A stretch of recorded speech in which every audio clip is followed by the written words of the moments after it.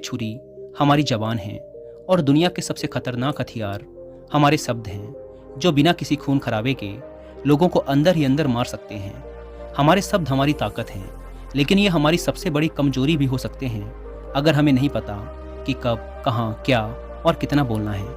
यदि हम सही समय पर सही इरादे के साथ सही शब्दों का प्रयोग करते हैं तो यह हमें एक सफल व्यक्ति बनाता है। लेकिन अगर हम सही समय पर सही इरादे से सही शब्दों का इस्तेमाल नहीं करते हैं तो यह हमारे जीवन को नर्क से भी बदतर बना सकता है। तो आज मैं आपको मौन के ऊपर एक कहानी सुनाऊंगा और यह कहानी आपके जीवन को बदलने वाली है, आपको मौन की शक्ति का एहसास करवाने वाली है।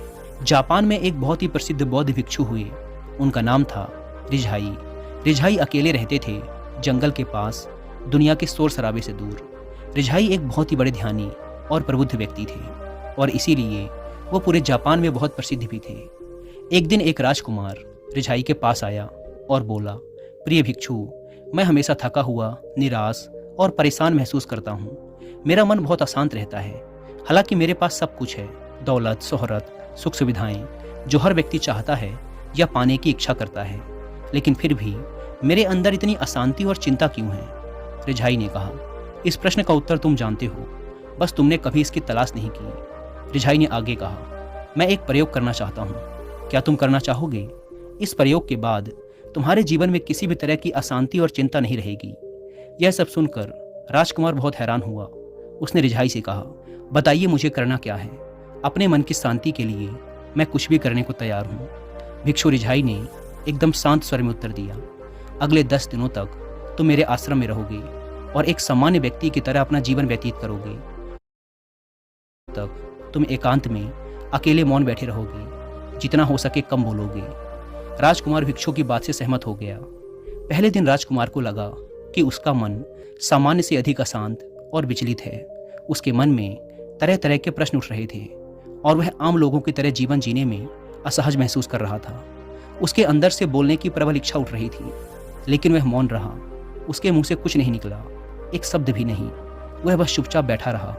लेकिन रात होते होते उसे अंदर ही अंदर शांति का अनुभव होने लगा। उसके लिए यह अनुभव अजीब था। वह खुद से पूछ रहा था कि वह अंदर ही अंदर खुशी क्यों महसूस कर रहा है और उसकी आंतरिक बेचैनी और चिंता कम क्यों होने लगी है। अगले दिन राजकुमार एकांत में चुपचाप बैठा प्रकृति को निहार रहा था, पौधों को, फूलों को, आकाश में उड़ रहे पक्षियों को। वह अपने जीवन में पहली बार महसूस कर रहा था कि उसके आसपास की प्रकृति कितनी अद्भुत है। वह दिन भर प्रकृति की सुंदरता को देखता और उसकी शांति को महसूस करता रहा। इस तरह से एक हफ्ता बीत गया और अब तक उसके मन की सारी बेचैनी, सारी हलचल, सारी उथल पुथल और सारा तनाव एकदम गायब हो गया था।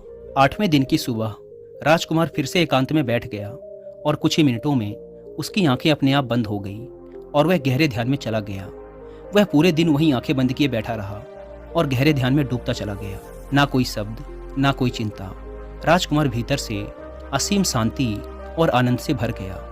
राजकुमार अपने बाकी के 2 दिन इसी तरह गहरे ध्यान में व्यतीत करने के बाद 11वें दिन रिझाई के सामने प्रस्तुत हुआ और रिझाई को प्रणाम करके बोला, प्रिय भिक्षु, मुझे उत्तर मिल गया कि मेरे मन में इतनी उथल पुथल और चिंता क्यों थी। मैं जान गया कि मेरा मन इतना अशांत और विचलित क्यों था। रिझाई ने मुस्कुराते हुए पूछा, बताओ क्या उत्तर मिला तुम्हें? राजकुमार ने कहा, मैं आवश्यकता से अधिक बातें करता था। मैं किसी पर भी अपने शब्द और ऊर्जा व्यर्थ करता था। मैं दिन भर अपने लोगों से फालतू की बातें करता रहता और फिर उन्हीं के बारे में अकेले में सोचता रहता और ज़्यादातर समय नकारात्मक ही सोचता। इस तरह मैं बस अपना समय बर्बाद कर रहा था। ज़्यादा बोलने और नकारात्मक सोचने की वजह से मेरा मन अशांत और बेचैन हो गया और इस वजह से मैं किसी भी चीज़ पर ठीक से काम नहीं कर पा रहा था, जिससे फिर मैं लगभग हर काम में असफल होने लगा और फिर इन लगातार मिलने वाली असफलताओं की वजह से मैं और भी उदास और चिड़चिड़ा हो गया और इसने मेरे जीवन को नष्ट कर दिया। लेकिन ये 10 दिन पूरी तरह से अलग थे। अब मुझे ऐसा लग रहा है कि मैं अपना जीवन पूरी तरह से जी रहा हूँ, लेकिन इससे पहले मैं अपना जीवन गलत तरीके से जी रहा था। और मैंने यह भी सीखा कि हमें सिर्फ ध्यान करने की ज़रूरत नहीं है। ध्यान अपने आप होता है जब हम स्थिर, शांत और मौन होते हैं। ध्यान के पिछले कुछ दिनों के दौरान मैंने जो पहली चीज़ सीखी वो ये है कि मनुष्य के जीवन की सबसे महत्वपूर्ण घटना स्वयं को जानना है। यह सुनकर रिझाई ने कहा, सिर्फ तुम ही नहीं, दुनिया में ज़्यादातर लोग ज़रूरत से ज़्यादा बोलते हैं। आज भी लोग ज़्यादातर समय केवल एक दूसरे को नीचा दिखाने के लिए ही बोलते हैं। कुछ लोग ना चाहते हुए भी बातें करते हैं और अपना जीवन बर्बाद कर लेते हैं। दोस्तों, मैं यहाँ पर आपको इस टॉपिक से रिलेटेड एक रेलेवेंट ऑडियो बुक भी रिकमेंड करूँगा, जिसका नाम है आइए कहानी पर वापस लौटते हैं। रिझाई ने राजकुमार को मौन का महत्व समझाते हुए कहा। एक बार गौतम बुद्ध से उनके शिष्यों ने पूछा, प्रिय बुद्ध, आप ज़्यादातर समय चुप क्यों रहते हैं? बुद्ध ने कहा, क्योंकि मौन में मैं अपने भीतर अनंत शांति की गहराइयों में होता हूँ। मौन अपने भीतर उतरने की पहली सीढ़ी है। मौन के बिना स्वयं को जानना असंभव है। स्वयं को जानने और समझने का पहला नियम है कि मौन हो जाओ। उतना ही बोलो जितना अत्यंत आवश्यक हो। जिसके बिना चल जाता हो उसे छोड़ दो, उसे मत बोलो, और तुम अचानक पाओगे कि 90% से ज़्यादा तो व्यर्थ का है। ना बोलते तो कोई नुकसान ना था, बोल के ही गलती कर दी। दुनिया की 90% मुसीबतें कम हो जाएं अगर लोग थोड़ा चुप रहें। झगड़े फसाद कम हो जाएं, उपद्रव कम हो जाएं, अदालतें कम हो जाएं अगर लोग थोड़ा चुप रहना सीख लें। संसार की बहुत सारी समस्याएं, बहुत सारा उपद्रव सिर्फ बोलने से पैदा होते हैं। सारी बात मौन सीखने की है। जब तुम नहीं बोलते तब तुम एकांत में अकेले हो गए, भरे बाजार में भीड़ में खड़े हो। नहीं बोलते हिमालय के शिखर में पहुंच गए। जिसने मौन की कला जान ली वो भीड़ में भी अकेले होने की कला जान लेता है। वो अपने भीतर ही डुबकी लगाने लगता है। एकांत में तो आदमी स्वर्ग में है। दूसरे की उपस्थिति ही बेचैनी पैदा करती है। पहले तो मौन को साधो। पहले तो अपनी ऊर्जा को मौन में उतरने दो, गहराने दो मौन को, और उस स्थिति में पहुंचो कि बोलते ही लगे बेईमानी हो गई। जब दूसरों की मौजूदगी से तुम ऊब जाओ, परेशान हो जाओ, तो उचित है कि आंख बंद कर लो और अपने में खो जाओ। वहाँ से पाओगे ताजगी, क्योंकि तुम्हारे जीवन का स्रोत वहीं छिपा है। वो किसी दूसरे में नहीं, तुम्हारे भीतर है। तुम्हारी जड़ें तुम्हारे भीतर हैं। आखिर कौन तुम्हें तुम्हारे भीतर लेकर जाएगा? कोई नहीं। तुम्हें स्वयं ही अपने भीतर उतरना पड़ेगा। इसीलिए अपने भीतर जाओ। वहीं परम राज्य है जीवन का, वहीं स्रोत है आनंद का। वहीं से जन्म हुआ है, वहीं मौत में डूब जाओगे। वहीं तुम्हारा सूर्य उगा है, वहीं से अस्त होगा। उसमें बार बार डुबकी लो। जब भी तुम डुबकी लगा के लौटोगे वहाँ से, तुम पाओगे फिर ताजे हुए, फिर जीवन की नई संपदा मिली, फिर नई शक्ति का जन्म हुआ। थकान गई, उदासी गई, चिंता गई। जैसे कोई स्नान करके लौटता है तो शरीर शीतल हो जाता है, शांत हो जाता है। ऐसे ही जब कोई भीतर से होकर वापस आता है, मौन में स्नान करके लौटता है, तो समस्त अस्तित्व, समस्त व्यक्तित्व शांत और मौन हो जाता है, आनंदित हो जाता है। जब तुम आंतरिक मौन की उस पराकाष्ठा पर पहुंच जाओगे, तब तुम पाओगे कि बोलने से भी तुम्हारा मौन खंडित नहीं होता, वह बना ही रहता है। उसकी एक अंतर्धारा लगातार तुम्हारे भीतर बहती रहती है। तुम बोलते तो हो, लेकिन अपने से छूटते नहीं। तुम शब्द का उपयोग भी करते हो, लेकिन वो तुम्हारे मौन को खंडित नहीं कर पाते। एक बार गहरे मौन में स्थिर हो जाओ, फिर तुम्हारी वाणी में भी सुगंध आ जाएगी, फिर तुम्हारी वाणी में भी एक विशालता आ जाएगी।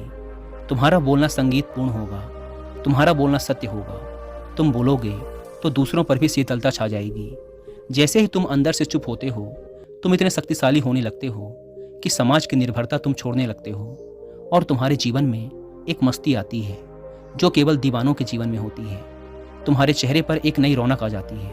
तुम्हारी आंखें किसी और ही ओज से भर जाती हैं, और तुम अनंत शांति के समुंदर में डूबने लगते हो। इतना कहकर भिक्षु रिझाई ने अपनी बात खत्म की और वो मौन में चले गए। राजकुमार भी उनका धन्यवाद कर अपने महल वापस चला गया। दोस्तों, आपने भी अनुभव किया होगा कि बहुत ज़्यादा बात करने से दिमाग अशांत हो जाता है, जिससे हम अपने दिमाग पर नियंत्रण खो देते हैं और साथ ही अपना ध्यान भी खो देते हैं।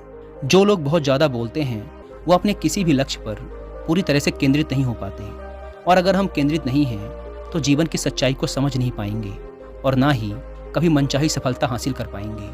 इसके अलावा भी आपने देखा होगा कि जो लोग अधिक बोलते हैं वो अक्सर लोगों के बीच हंसी का पात्र बन जाते हैं, और जो लोग कम बोलते हैं और अपनी बात पर कायम रहते हैं उन्हें लोगों से सम्मान मिलता है। लोग उनकी बातों को सुनते हैं और उन पर भरोसा भी करते हैं। जो लोग ज़रूरत से अधिक बोलते हैं और अपने विचारों के बारे में पक्के नहीं होते, उनका दिमाग अस्थिर और विचलित रहता है, शोर से भरा रहता है, और एक अशांत दिमाग वाला व्यक्ति जीवन में किसी भी चीज़ में सफल नहीं हो पाता, क्योंकि वह किसी भी काम में फोकस नहीं कर पाता। यदि किसी व्यक्ति को यह पता है कि उसे कब, कहाँ और क्या बोलना है, तो वह व्यक्ति सच में बहुत बुद्धिमान है और ऐसा व्यक्ति जहाँ भी जाता है उसका व्यक्तित्व तो आकर्षण का केंद्र बन जाता है और वह जो कुछ भी करता है उसमें सफल होता है। अगर हम किसी महान और सफल व्यक्ति के व्यक्तित्व को गहराई से देखें तो पाएंगे कि वो कम बोलते हैं और कम से कम शब्दों में अपनी बात खत्म कर देते हैं। वह बोलने से पहले वो चीज़ों और जिसके बारे में उसे बोलना है उनके बारे में गहराई से सोचते हैं। लेकिन जो लोग बहुत ज़्यादा बोलते हैं बहुत बार वो झूठ भी बोलते हैं और अपनी बातों से दूसरों के मन और विचारों पर कचरा डालते रहते हैं। वो ज़्यादातर समय दूसरों की बुराई करते रहते हैं, इसीलिए उनके अपने भी उनसे नफरत करने लगते हैं और उनसे बचने की कोशिश करते हैं। हमारे भारतीय उपनिषदों में कहा गया है कि हमारे शब्द वास्तविक ब्रह्म शक्ति हैं। मौन से धैर्य आता है, धैर्य से ध्यान और ध्यान से हम अपने जीवन के बारे में जागरूक हो जाते हैं। इसीलिए अगर हम ज़्यादा बात करते हैं तो हम मौन को खो देते हैं, जो मन की शांति का पहला स्तंभ है। दोस्तों, आज से हम भी मौन का अभ्यास करते हैं। आज से हम भी वही बोलेंगे जो ज़रूरी है और हम कोशिश करेंगे कि कम से कम शब्दों में अपनी बात खत्म करें और हो सके तो कोशिश करेंगे कि रोज़ कम से कम 30 मिनट एकांत में चुपचाप बैठें। और मुझे पूरा विश्वास है कि इससे हम सब के अंदर एक सकारात्मक बदलाव जरूर आएगा। इसी के साथ इस वीडियो को ख़त्म करते हैं। मुझे उम्मीद है कि आपको इस वीडियो से काफ़ी कुछ सीखने को मिला होगा और